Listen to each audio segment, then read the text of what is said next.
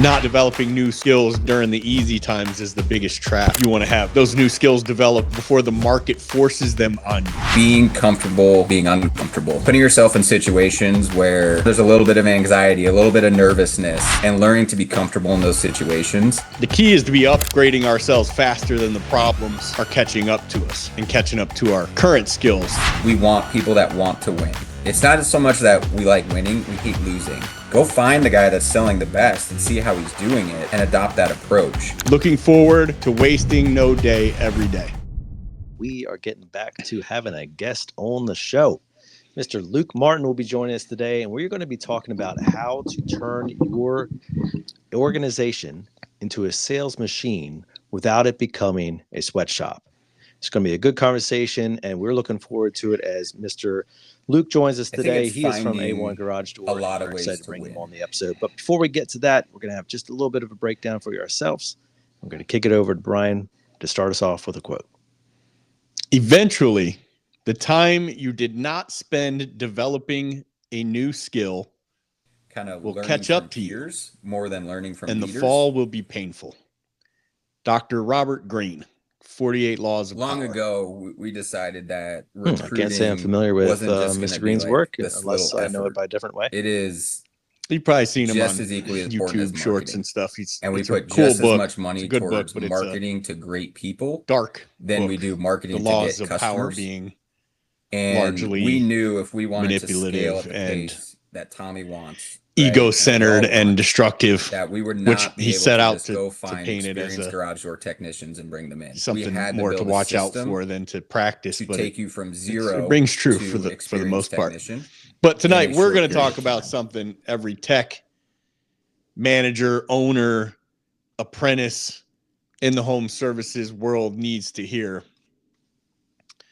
Because as Dr. Greene said, the time you don't spend developing new skills catches up to you, and the fall is painful. And I don't think that's a warning. I think it's a promise based on the studying of people that he did for decades to write that book and other books. And it's definitely happening now in our home services industry. Companies that grow, techs that win, and leaders that rise aren't people who wait for the game to change. They're the ones building new muscles while everyone's coasting. Like we had one of the best times we've ever seen in like 2022. 2022 was the year that so many companies exploded and took off, and a lot of those businesses that did so well then went out of business in 23, 24. And I would say a large part of it is that coast mentality when everything's really good. And I'm thinking 2026, at most 2027 could be another one of those years. And if everyone just puts it into cruise control, well, we're going to have issues when it goes away again. So it's just not developing new skills really during the easy times is the biggest trap. So you want to have those new skills developed before the market forces them on you. And oftentimes by the time the market's forcing them on you for teams and businesses and business owners, it's too late. You're going to lose that business. So the key is to be upgrading ourselves faster than the problems are catching up to us and catching up to our current skills. And that is part of why we brought on tonight's guest, because in our circles, at least when you talk about growth, scale, building a company that refuses to be comfortable, A1 Garage Doors is the blueprint at this point. And sitting at the center of that $300 million machine is their chief operations officer, our friend, big fan of the show, Luke Martin, guy who's taken teams, markets, and entire regions and turned them into high output, high culture, high performing units. So I'm happy to chat with my man tonight. Yeah, I tell you what, Brian, there is something to be said about adopting new ways and keeping your mind elastic. It doesn't get any easier. Let's just put it that way. And unfortunately, you and I can't believe I'm saying this, you and I are at the point in life where like there's technology entering the scene that we're just going to be like, I don't think that one's going to get adopted. Oh yeah, we're no spring chickens. It's not just the technology, it's like methodology and habits and things like that need to be built into your life. And I tell you what, I don't care how old you are, always be pursuing new things and becoming better and trying to level up. Yes, yes, yes. Especially if you're younger right now. Do not waste the brain that God has given you. Do not waste the talent and the time that you have to work on some of these things and explore new ideas to make your way better. And I'm sure Luke's going to entertain a great conversation today to give some of those ideas or tactics to even begin developing on. But before we get to that, we always like to take this time of the show to highlight somebody who has given us a review and has taken the time to highlight our show. And so we'd love to hear from one of them today. Brian, who are we putting in the spotlight? Best Home Services Podcast. 5 stars. Yeah. This was 100% coincidental. I didn't even read it before right now. I work at A1 Garage Doors. But beforehand, I was a plumber who went through sales training through programs such as Nexstar and in-house sales training through big plumbing companies. Nothing compares to the things that you guys go over. I'm a month into my career, and I keep climbing the ranks day by day. Massive shout out to Justin Tatum for telling all A1 Academy employees about Waste No Day. Looking forward to wasting no day every day. Alex and Ayers. Nice. That's great. And shout out to Justin. Awesome. We've had Justin on the show before too. Yeah, Tatum's been Wiser Wednesday and Waste No Day. That's from, that was in order. So we definitely didn't plan this out. That's a review from February 10th, 2025. Total quinky dink. That's pretty nice. That worked out that way. And Tatum gets a shout out on Luke's episode. Love and appreciate it. If you would take the time to leave us a review, we always appreciate hearing from you. Obviously, we would like to hear from you if it's a 5-star review. So if not, go ahead and just pass on this little message. But if you are interested and you found value in the show, we'd love to hear it. And we'd especially enjoy it if you would leave a 5-star review for us. Yeah, be huge. Well, I'll tell you what else is going to be huge, Brian. The conversation that we're looking forward to having with Luke Martin today. I'm very excited to bring him on the show, and we're going to put Mr. Luke Martin in your passenger seat right now. Are you going to pause, Brian, or are we going straight into just it? Roll. Might as well go through the intro now. Yeah. Okay. Well, I didn't know if Luke wanted any type of breather before we just go into it. He's a gamer, bro. He's ready. Go. All right. Good timing, bro. What's up? Okay. What's going on? Yeah, that's perfect. Our guest today is Mr. Luke Martin. He grew up in Phoenix, Arizona, and got his start in the trades as a garage door installer while attending Arizona State University. What began as a 3-week crash course turned into a lifelong career. And after 7 years in the industry, Luke took a leap, launching his own company, DoorTech, at just 28 years old with a young family at home.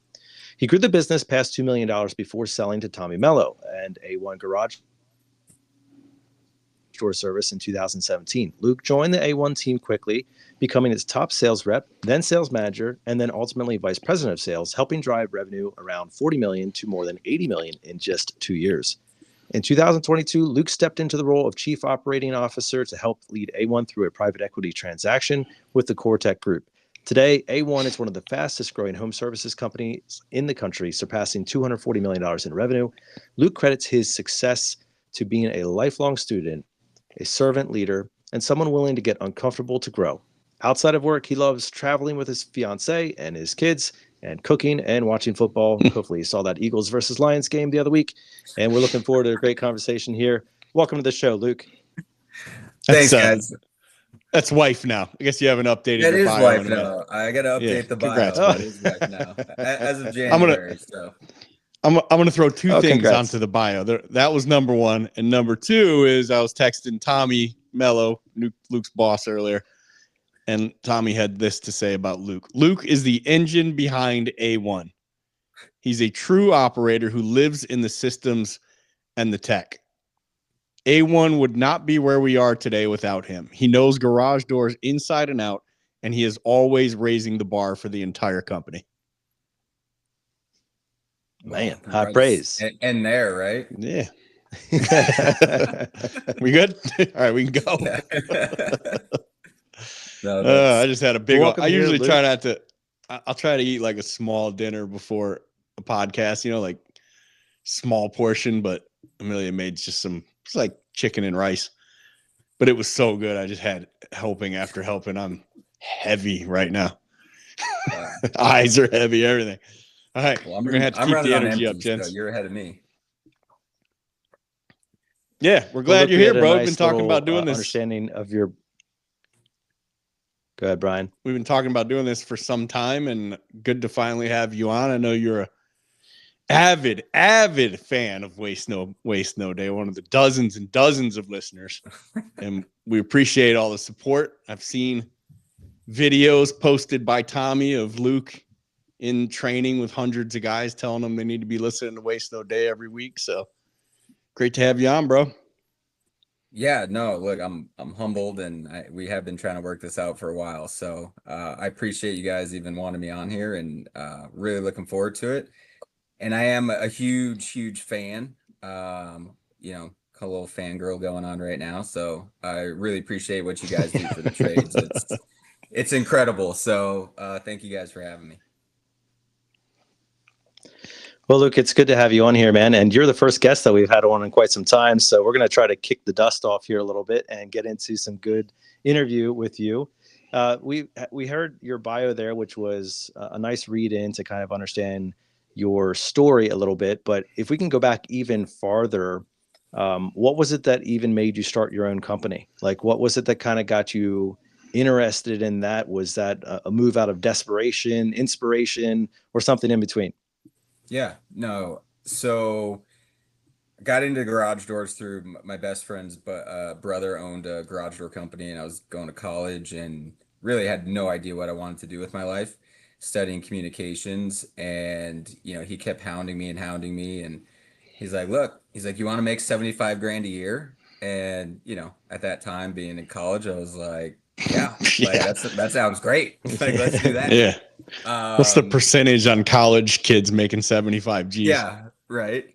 So, and let's just say I am not a mechanically inclined person. So, day one when I showed up, it wasn't just learning garage doors. It was, how do you use a drill?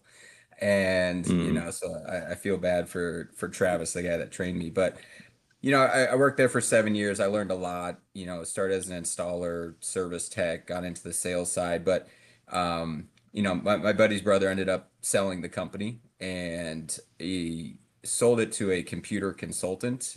And it's funny enough, like, he really had the vision of doing what Tommy has done, just zero execution, and quickly just did not see eye to eye and knew that there was something better out there for me. So took a risk and took a loan out on a truck, took a credit card out for some inventory, and learned everything else along the way. I had 4 small kids at home, and my, wife at that time, ex-wife now, but not important. Wasn't very happy with the decision, but, took a gamble and really had to learn it from the ground up. How old were you then? I'm sure that experience gave you a lot. Yeah, I was 28 and didn't know anything about business, just knew garage doors at that point. Phew. 28, 4 kids. Honey, I'm going to go take a loan out and quit my job. Yeah. What could go wrong? It'd be a fun conversation. So, Luke, as you reflect upon that kind of, I'm sure, a tumultuous time that was filled with, as you mentioned, a great amount of learning, perhaps learning by trial by fire type style. Is there anything that you kind of still have learned in that period of time that you fundamentally still carry into today? Like anything that still exists, or like, man, I reflect back upon that lesson or upon that story or upon that experience or upon that pain point, even in your position now? Yeah, it's a good question. I think back then I didn't know this, but after starting to work with Tommy, he made it even more clear, and it kind of alluded to it in the bio, is just being an eternal learner. Um, I love to like teach myself new stuff. You know, when I started the business, I had to learn how to build websites, how to do marketing, how to do accounting, you know, how to hire people, how to recruit, you know, those were all things I had no idea, right? I'm like, I know how to fix garage doors. And you know, you learn so much along the way. And even when I ended up selling my business, I feel like I didn't know anything about business until starting with, you know, with A1. But even the day I started A1, you know, Tommy dropped a book on my desk. And I absolutely hate reading, so, you know, thank God for Audible. But even to this day, there's a new book on my desk just about every week from Tommy. And and now it's, you know, my drive to work, you know, when I go to the gym in the morning, it's rarely music. It's podcasts, it's books, audiobooks, and it's just trying to continue to learn and really being comfortable being uncomfortable, if that makes sense. You know, putting yourself in situations where, you know, there's a little bit of anxiety, a little bit of nervousness, and learning to be comfortable in those situations. You know, I remember the first time sitting in a room with private equity firms that were looking to buy us. Like I was freaking terrified. I'm like, I have no idea what to expect. Like, what are they going to ask us? Like, is this going to be hard? And but it was such a cool experience, and I'm so glad I got to go through it. And now, looking 3 years later, sitting in a room with Cortec, it's a very different feeling. You know, there's a lot more confidence in the message. But really, I attribute all of that is to being a sponge and always being willing to learn. And you know, that's the way that I feel I've been able to succeed over the years. Well, A1 has certainly stepped into a new level, and they're well on their way beyond the 9-figure territory, probably heading towards the 10-figure territory, which is really astounding. And in fact, many people would look at that and say that's a machine, probably a well-oiled machine at this point, to be having not only that size but that rapid level of growth and expansion. And while people look at that from a business perspective and they say, well, that's a well-oiled machine, and they mean that complimentary, typically well-oiled machines run the risk internally of actually being more offensive to the people. It's churn and burn. It's very systematic. It's corporate. It's, X's and O's. All we cared about is dollar signs. We don't care about people, those types of things.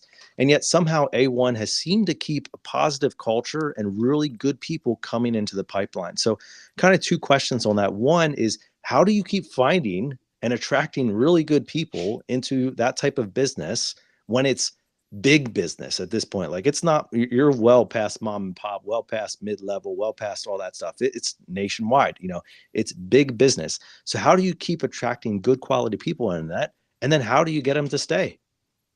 Yeah. So long ago, we decided that recruiting wasn't just going to be like this little effort. It is just as equally important as marketing. And we put just as much money towards marketing to great people than we do marketing to get customers. And we knew if we wanted to scale at the pace that Tommy wants, right, and that we all want, that we would not be able to just go find experienced garage door technicians and bring them in. We had to build a system to take you from zero to experienced technician in a short period of time. So I think one of the best things we ever did was build a training academy and build a training curriculum where we can pump out 20, 30, nowadays 60 technicians a month from zero to training, fully trained in 4 weeks.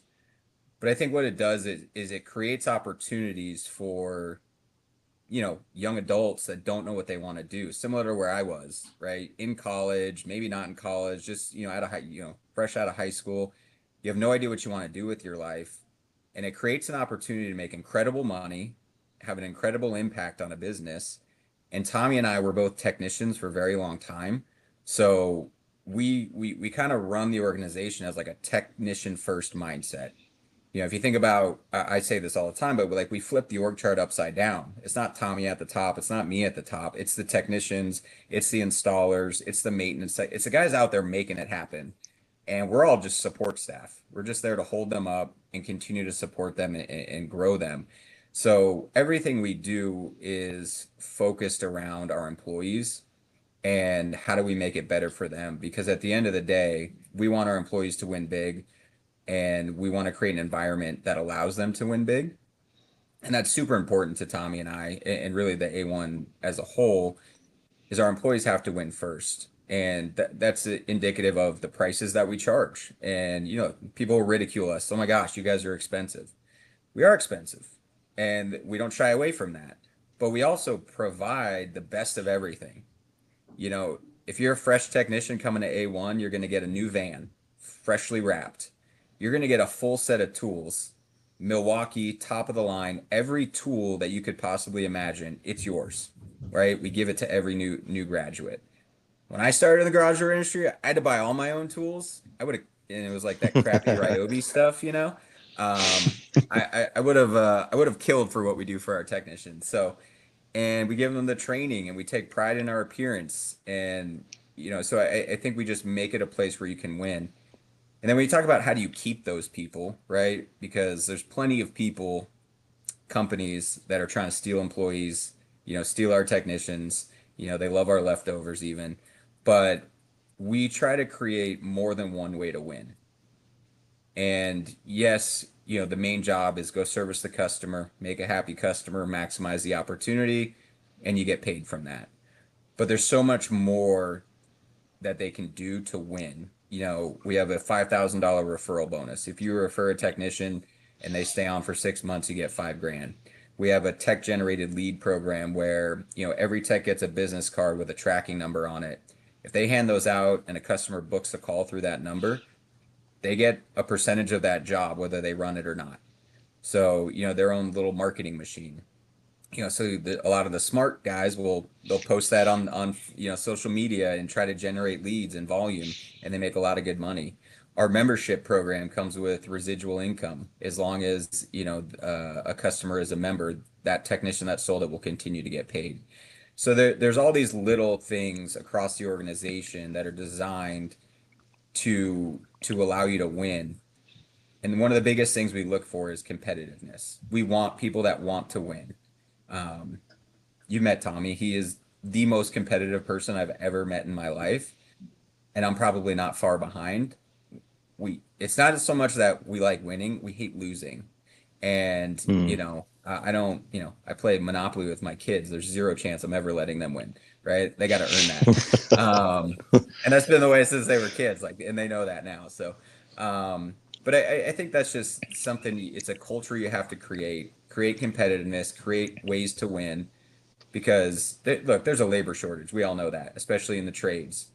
From the outside, it's not the most desirable thing, but, it's near and dear to my heart, much like it is probably to you guys, because it's created a path for success, beyond what we probably ever would have had just through going to college or doing, normal jobs. And so I think it's making sure and getting awareness around that and creating that opportunity for young individuals. Yeah, I'm 46. Yeah, I think, Luke, those if I are went some to college, I'd still be in there trying to graduate now. So I'm certainly glad for the trades, but there's another side of that, and it's like with a lot of AI happening, and there's a lot of scuttlebutt about what jobs will no longer exist in the near future with AI supposedly taking everything over. And I sound like I don't believe it. I wouldn't say I don't believe it, although everything is always way more hype than it is reality in 99% of cases. So I'm sure this is going to be one of those things, but people are talking about what are we going to do when so many of these jobs aren't available. And it's like,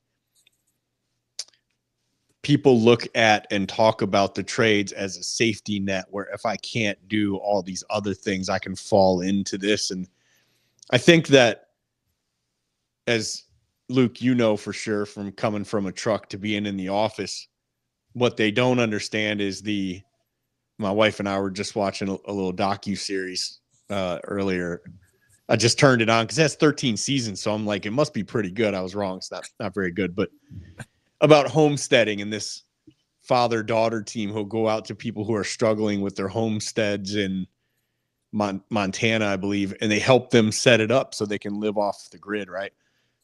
And you're watching this dude who's pretty old, he's just getting out there with the pickaxe himself and the chainsaw, and he's like busting his butt in snow, and it's cold, and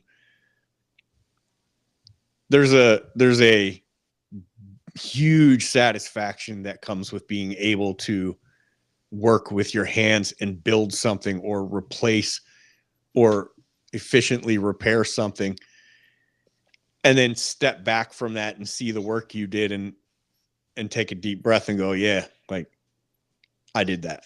It's great.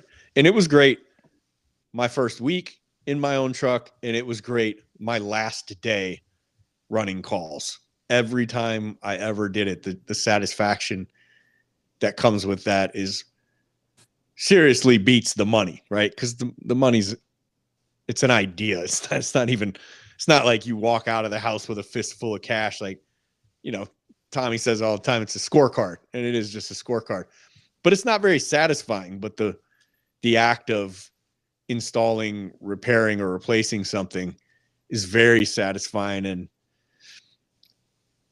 that part of the trade doesn't get talked about enough, but we really need to get people to understand that. When you see the newer guys, right, they put something in. If they're anything like our team, our plumbing team here in Scottsdale, the newer guys who haven't been in a truck that long, they do a job, they take a picture of it and throw it in the group chat, right? Some of them even like post it on their social media, standing next to it, like so proud of it. And it's a great feeling. And you want to share it with people. Like, we didn't have camera phones when I was in a truck, but I would have been texting my wife and kids like, look at it, look what dad did. I don't work anymore, so I can't do that. But no, I think you hit something important there. There's a sense of like accomplishment at the end of the day. I just got home like 10 minutes ago after working, all day. And it's like, I don't even know what I accomplished today. It's like meeting after meeting after meeting after, email after email. And it's like, at the end of the day, it's like, what did I actually do that like drove the business forward? And sometimes it's challenging to see where, as a technician or someone in the field, it's very clear what your goal is. And there's a clear result of your efforts at the end of each and every day. And it's super gratifying. When I owned my own business, I actually shifted my main focus towards building custom garage doors, so like wood garage doors and custom metal doors, and to this day, like woodworking is a passion of mine. But I never would have even found that without getting into doors, getting these skills to work with my hands, and feeling that accomplishment. So I think that's super important to think about, especially as if you're young and you're deciding, hey, what do I want to do? Like, something that gives you that sense of accomplishment at the end of every day is it's worth something. yeah, it's worth a lot. Now, Luke, And I'll say the same thing for sales, and I'm sure you'll agree, is like when you sell a big job, especially one that you didn't think you were going to get and you worked it out. Yeah. You also get a big sense of beat your chest satisfaction and walk out like, yeah, especially when you make a good amount of money in an hour. Yeah. But yeah, either way, and you get we get in our roles, behind the desks and meeting to meeting to meeting to Zoom call to meeting. And most of the time you're talking to a client these days, it's because something pretty bad happened and it went through so many channels and still is going to end up on your desk. It's like, at most we can just fix a crappy situation for someone over the phone, but we're not getting a lot of that in the moment job satisfaction. But for people, I feel bad for people who have never had the satisfaction of either of those and never will. They'll never know what either one of those things is like, and it's a shame. So at least, I don't know, go cut a tree down or something.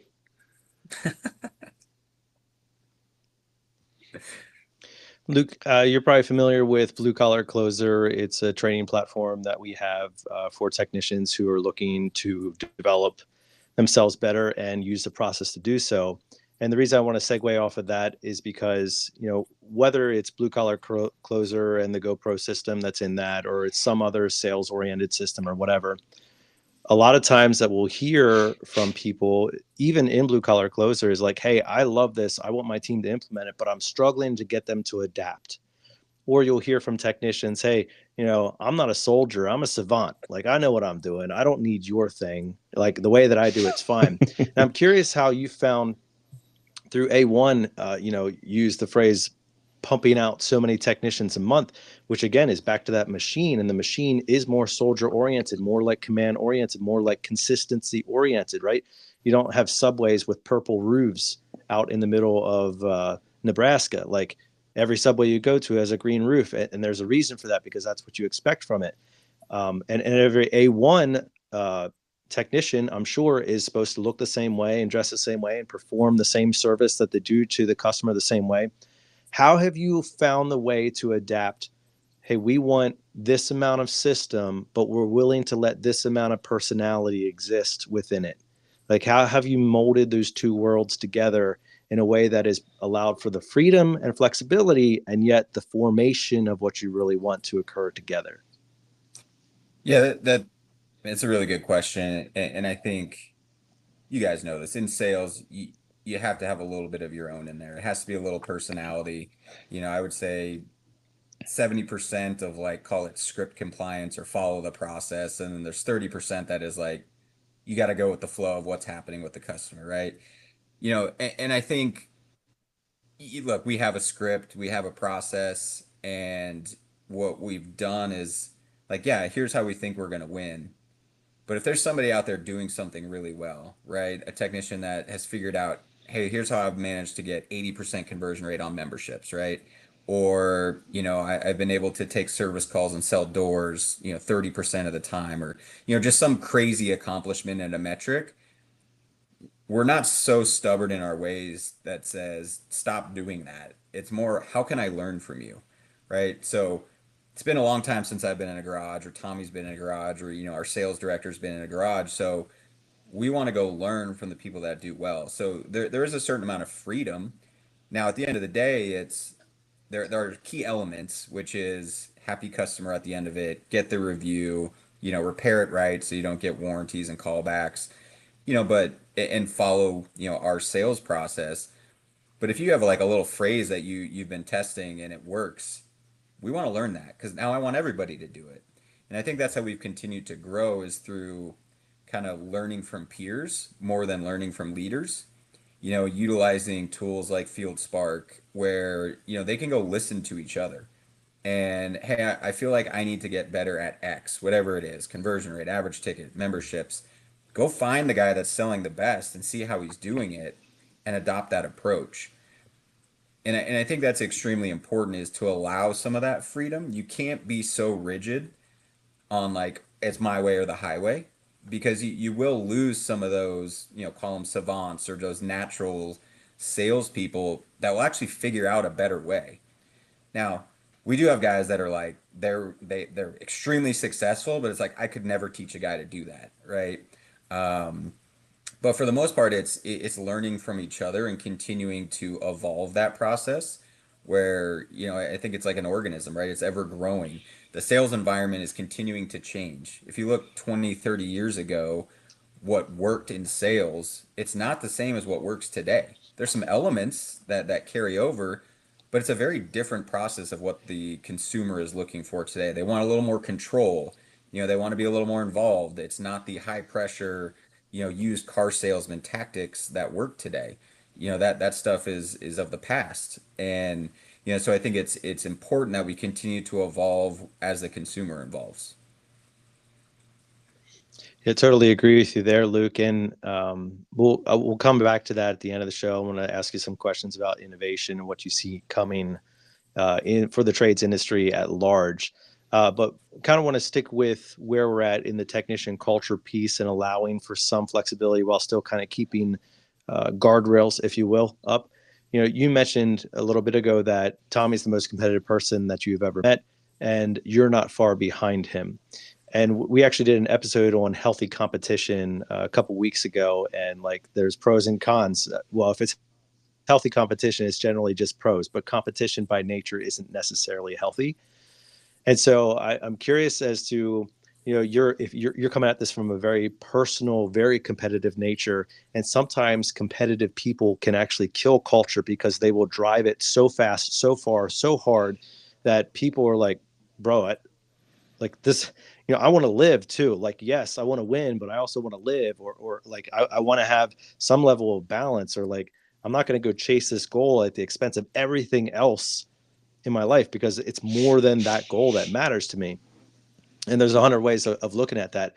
But how have you found, or how would you recommend for people who are like, man, I want a competitive team, I want healthy competition, I want good stuff driving towards the goals and setting big ideals that we can achieve and all that, with the but we still, like, we want to have fun and we want to have good culture and we want guys to rally around themselves, and we all understand that slumps happen, and we're not going to just berate somebody into the ground to get them back on board. We have to come up with more creative ways than that. So how have you balanced your own competitive nature with maintaining a great culture? Yeah, I think it's finding a lot of ways to win. And what I mean by that is there's more than one way a technician or an installer or somebody out in the field can have a win for A1. Big ticket, obviously. Yes, high average ticket, high conversion rate. You sell, a couple $1 million a year, like huge wins. You go de-escalate a customer that's upset about something, that's a win. You go get a 5-star review with a picture and a great long description of what happened, that's a win.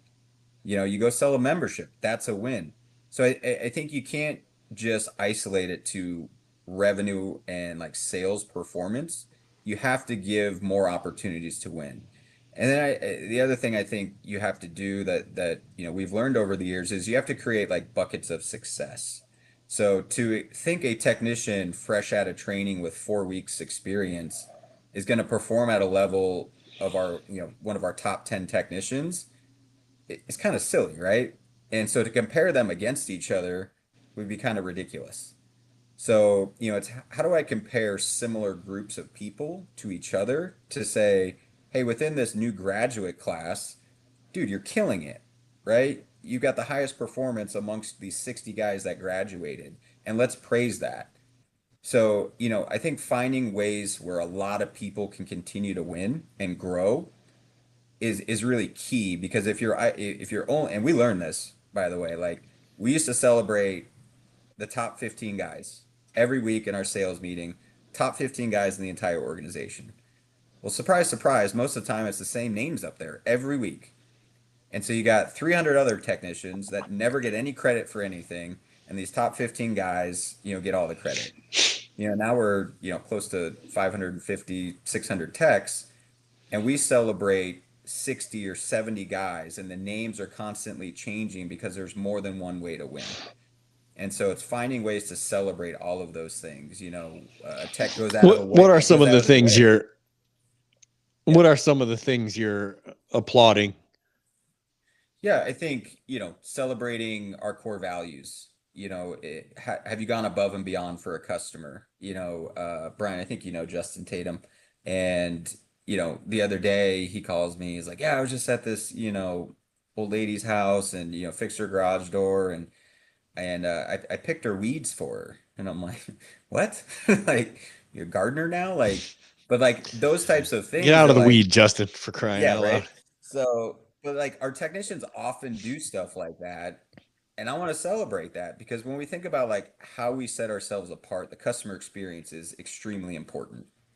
And creating that customer experience through situations like that, or, a tech that's, hey, it's 3 o'clock in the afternoon. He wraps up his last job and he calls a few of his peers and he's like, hey, where are you at? And one of them's on a job. He's going to be there for another 2 hours. And he just goes out of his way to go help him finish the job a little early so he gets home. He doesn't get paid extra, but he's helping a teammate out. I want to celebrate that.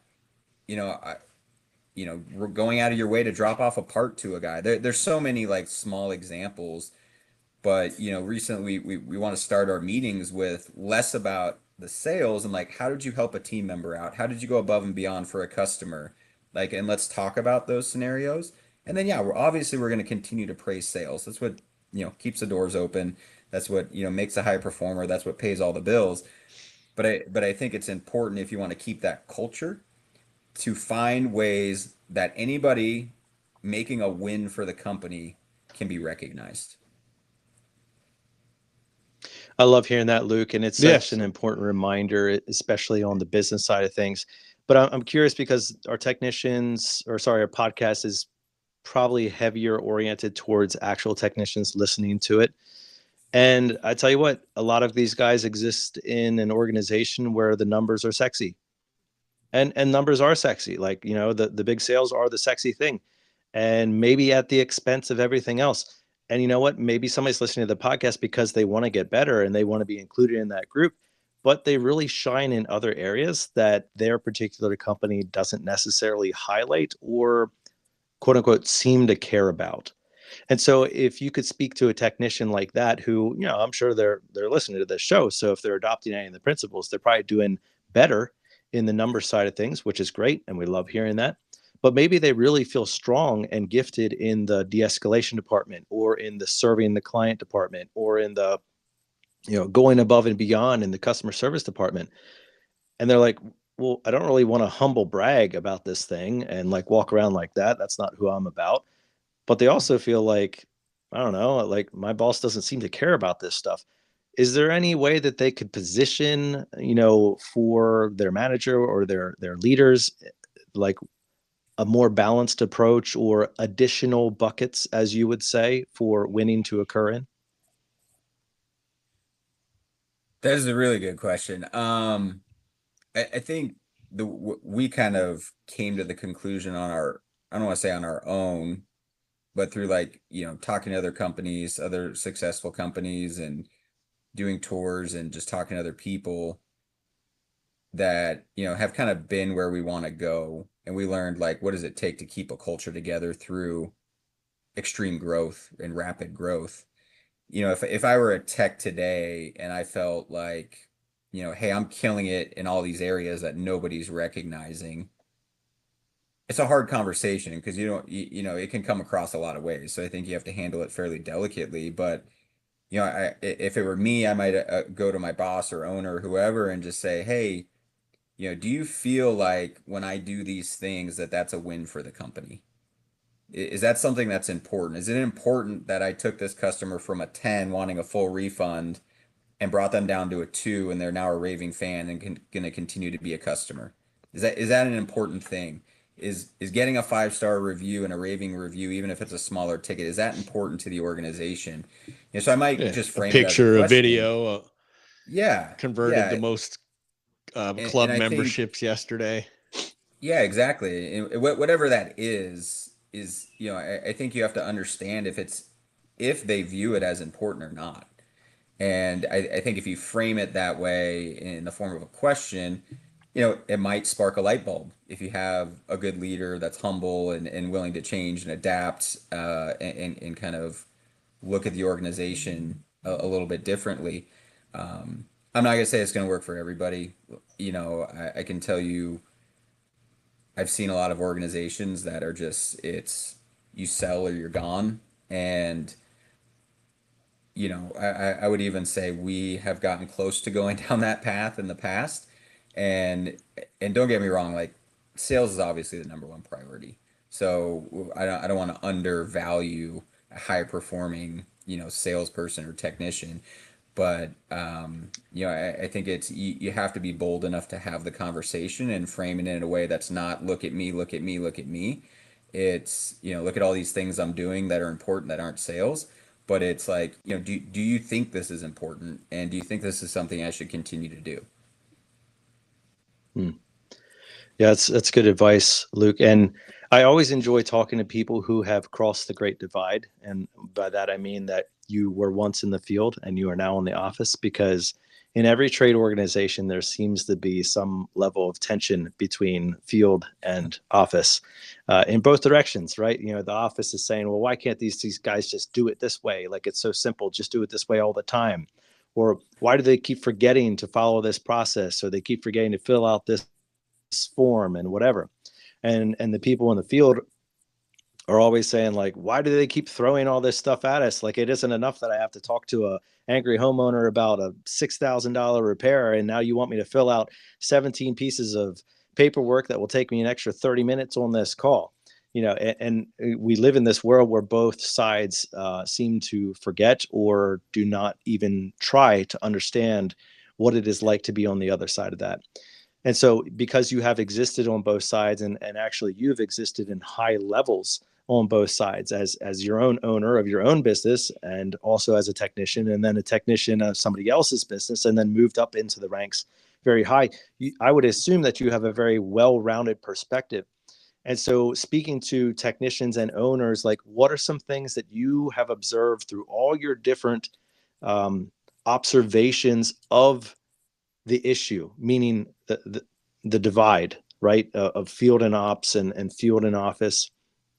What are some things that you have seen that say, man, if we could just do this, if people could follow this, if the field could do this, if the office could do this, we would work more harmoniously and it would be better for all of us? Yeah, I mean, these are conversations we have constantly. You know, as we continue to evolve, it's how much can we put on technicians? What should we take off technicians? And, you know, when you get to accounting department, or, you know, some of these departments were like, how hard is it to just do this? It's like, well, why don't you go do a ride along when it's 115 in Phoenix and you're in a garage all day? And then tell me how hard you think it is. And you know, all of our new hires at any level in the organization do a ride along. And I think that's extremely important, to live a day in the life and understand, whether you're on the finance team, accounting team, call center, dispatch, whatever it is. You know, you need to go see what the guys out there in the field are putting themselves through day in and day out before you just say, I don't understand why they can't just do their job. And at the end of the day, what we've really been asking ourselves lately is like, what is the critical pieces that we want technicians to do before we ask them to do any more? Like, what is their core function? And it's to create great customer experiences and maximize each opportunity. At the end of the day, those are the two things we want. So is me asking them to fill out a fifth form, or, you know, call into the office to do a debrief, or do whatever the extra ask is, like, is this driving us towards the ultimate goal of creating a better technician? And is it necessary? Or is there another path or solution where a support staff can pick up, you know, the pieces and help out? So these are actually conversations we've had a lot over the past couple months, as we've continued to just pile things on technicians, because we're like, well, it's just one more form, it'll take 2 minutes. Ah, it's just one more ask. Oh, it's just one more photo. You know, when we start to look back from start to finish, I mean, we've added hours to their job each and every day, just with like paperwork and admin stuff. So they're difficult conversations, and I think a lot of times Tommy and I are a little bit of the voice of reason, having been technicians, and, you know, where most of our managed leadership staff has not. But I think they understand where Tommy and I come from, and they start to adopt that mindset of, you know, let's just be cautious and thoughtful about what we ask them to do, because it's hard. It's a difficult job. It's mentally draining. It's physically draining. I mean, it hits all the buckets, right? Where I could sit behind a desk and get mentally drained all day and feel tired, but like I didn't do anything with my body all day. You know, I'm lucky if I stood up 3 times. So it's a challenge. I think it's, I don't know that there's just one solution other than just be cautious about, oh, well, I don't understand why they can't do their jobs, and go understand why. Go understand why they're missing, you know, and just keep an open mind. I so appreciate that, Luke. And I'm curious, as you mentioned that all of your new hires will do a ride along in the field, do you do it the other direction? Do you have all of your new technicians do a ride along in the office? We don't. We probably should, especially when you talk about like technicians and dispatch. They're like, I don't understand why they can't just get me a job in my neighborhood, or I don't understand why they can't get me, this type of job every day. It's like, Just my look, last call, bro. Just my last yeah, call. Can it be close right. to And home? I'm like, do you not think if we had the ability to get you the prime jobs of, the best job type that you could imagine, cars stuck in the garage, broken spring, no prices quoted, customers got, unlimited funds. Like, yeah, we would love to fill your schedule with that. But guess what? A variety of people call, and we pay for each and every one of those calls, and there's a customer on the other end of every one of those calls, and they all deserve to be serviced with the same level of, energy and gratitude. So, but to your point, Nate, it should work both ways, and that's probably an opportunity for us.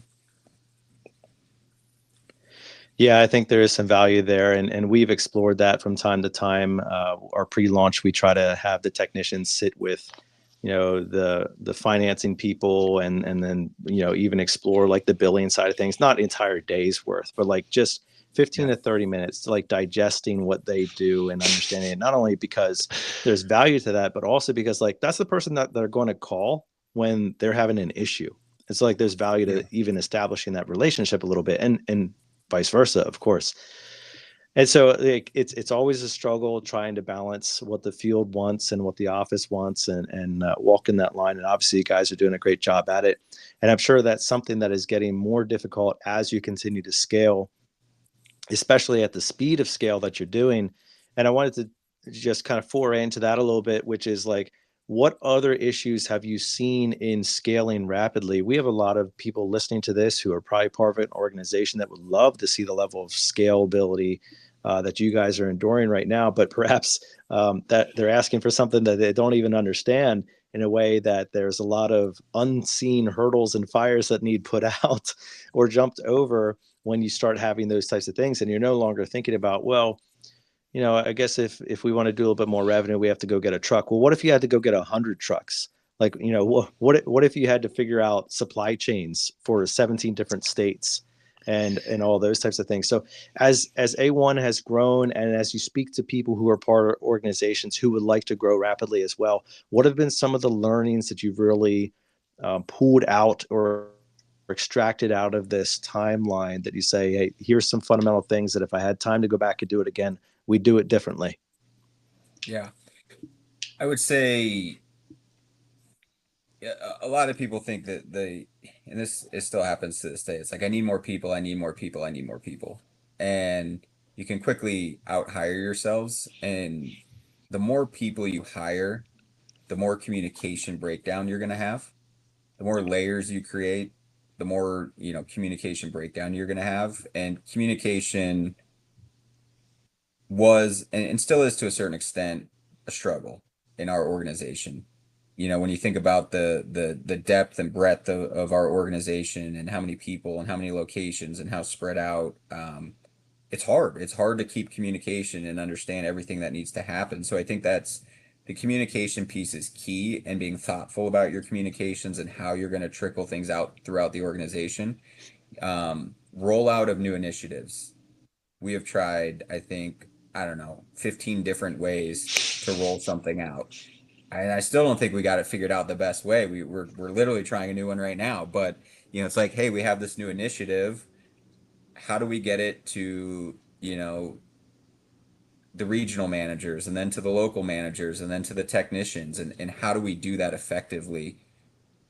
And I think even before you get to rolling out an initiative, something that is extremely important is get feedback from the people that are going to be doing it. There's this concept in like continuous improvement called a Gemba walk, right? And it's go to the place where the work happens. So go talk to the people in the warehouse and understand, hey, if we did this, what does that mean to you? Or how would you go about this? And get their buy-in, get their collaboration, because the rollout then is a whole lot easier. You're not enforcing something on them. They feel like they're a part of it, and they feel like they want it to win at that point, versus like, oh, leadership, another change that they want us to do. So it's like, before you just go dictate change, like, go try to talk to the people that are going to be impacted the most. Because I can sit behind a desk and be like, you know what? We should change our inventory counting process, right? And we should do it this way. Guess what? I've never counted inventory a day in my life. So why should I be making that decision when we got plenty of smart people that have done it at a high level that could probably come up with a way better process than me? And then they feel included. So, and we're not perfect at this. It's a learning lesson and it's a continuous, change that we're trying to do. But I would say that's one really big one as you scale is communication gets tough. You start to just dictate things. You roll things out really, really fast. And what I will say is create a safe place to fail because it's going to happen. And if every time something fails or doesn't work, you point the finger at a person, you're going to lose a lot of great people. You have to step back, look at the process. What part of the process or the role allowed it to fail? Where did we go wrong? Back to the drawing board. Let's correct that and try again. We fail a lot. I'll say we probably fail more than we win. And, Tommy and I, Tommy has a million ideas a day. And, I could show you my text message chain where, it's like 50 a day. And I'm like, I can't do all of these right now. So it's prioritize. But it's, don't try to make it perfect. Like go test it, go try it, let it fail, and then fix it. And then you continue to do that over and over again, and then things just continue to get better and better and better. And you create a culture where change is not shied away from, and people don't hate the change. They learn that it's like, look, we're going to continue to change. Everybody in our organization knows we will change. What we do today might not be what we do tomorrow. And you have to be willing to test and try new things. But most importantly, they have to feel safe if it doesn't work. And creating that safe place to fail, I think, is extremely important as you scale.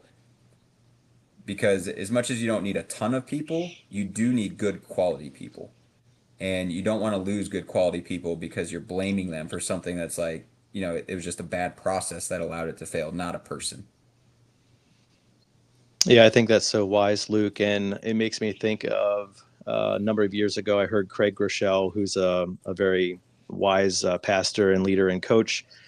He talked about how prior to giving his sermon on a Sunday, he would invite a person of each generation to preview the sermon. Like he would give the sermon before the sermon, and he would have, a teenager and a young adult and a young married person and a person with kids and a middle-aged person and a retiree and whatever else. And he would have all these different people listen to his sermon because he was coming at it from his perspective, and that's of course all that he knows. And the best thing that he could do is attempt to assume what other people from other perspectives might hear or think or see. But then when he actually gives it and delivers it, and he gets real-time feedback from different generations of different perspectives and whatever, it creates a much more valuable product, and in his case a much more well-rounded sermon that was able to impact more lives more deeply than if he had just gone about it his own way. And I think that speaks to what you're talking about there with touching in or allowing people from different areas of the organization to speak into new innovations or new ideas or new rollouts. And that's so good.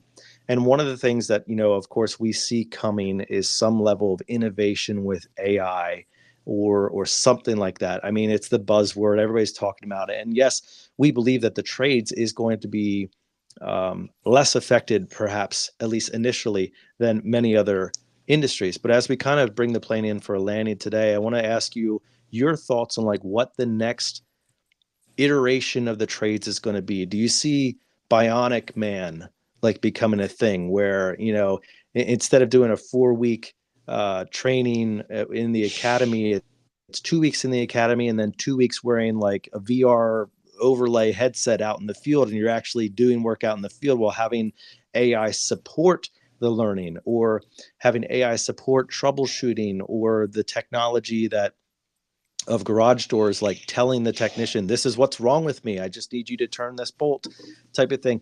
Do you see that type of thing? What's your opinion on how AI is going to enter into the trades industry at large?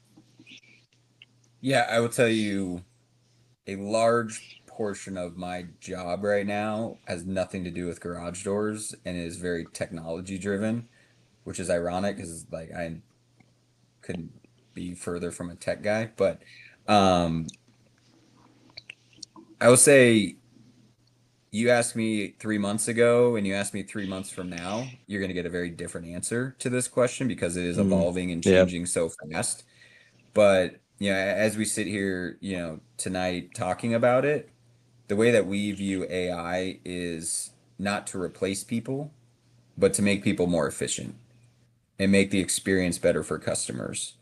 And I'll give you an example. Call center AI. I mean, they're a dime a dozen right now. How many good call center AI agents are out there? There's tons of them, right? So there's nothing extremely unique about any of them. They all do the same thing. They're all getting really, really good. The one that we use is booking close to 85%, which is almost as close as our best agents. So, but what it allows us to do is we don't have any abandoned calls, right? We catch all of our overflow, we catch all of our after hours.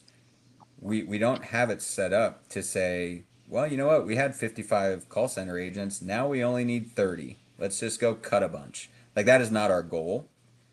We might not have to scale the call center as much as fast as we continue to grow, but our goal is not to get rid of people, it's to supplement them and help them do their job better or allow them to take on other tasks, more, value adding tasks that, they wouldn't have time or bandwidth to do otherwise. So that's kind of how we're looking at AI. I mean, there's so many tools out there. We're constantly exploring it. Is there going to be a robot that fixes garage doors one day? Probably. Is it in our lifetime? I have no idea. I'm more thinking about it on how can, we use a tool that helps our technicians, diagnose properly and diagnose faster. How can we have a tool that is in real time coaching them to say, hey, the customer sentiment is here, you should probably go this direction, versus a reactive approach, which is like, hey, you ran these 3 calls yesterday. Here's where I think you did good. Here's where you can get better. Go try this next time. Can we correct mid-course and save calls versus trying to correct after the fact? So that's where I feel it's going first, and where we kind of focus is how can we support our team to execute better at a higher level and allow them to do a little bit more and more challenging tasks or more rewarding tasks versus some of the repetitive stuff that that they have to do.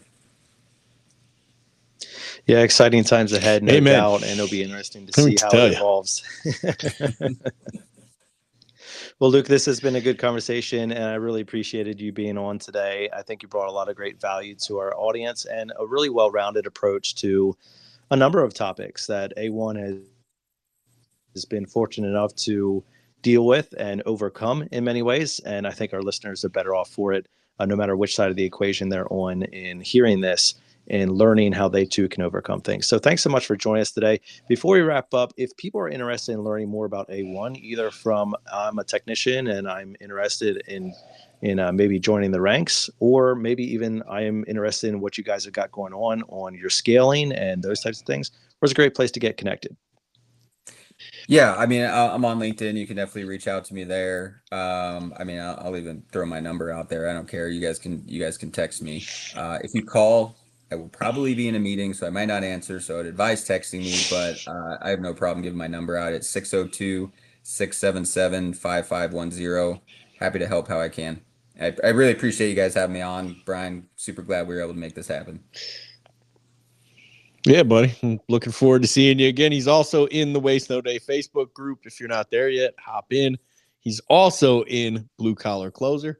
If you're looking for a strategic selling system and don't have one now, Luke can attest to the fact that the training is pretty rock solid in there. Great. And the systems are very effective. Hop on in. BlueCollarCloser.com. A 7-day free trial going right now. A lot of A1 guys in there. It's great. Well, this has been great, Luke, and we appreciate it, you spending time with us. That's a wrap for this episode. We hope that you did enjoy it.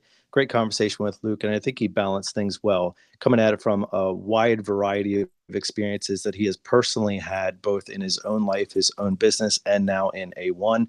And it's really good to hear from him, bringing those perspectives together into a well-rounded view. And I think that is the benefit of having him on, is listening at it from a technician or an owner and trying to understand, here's ways that we can get better.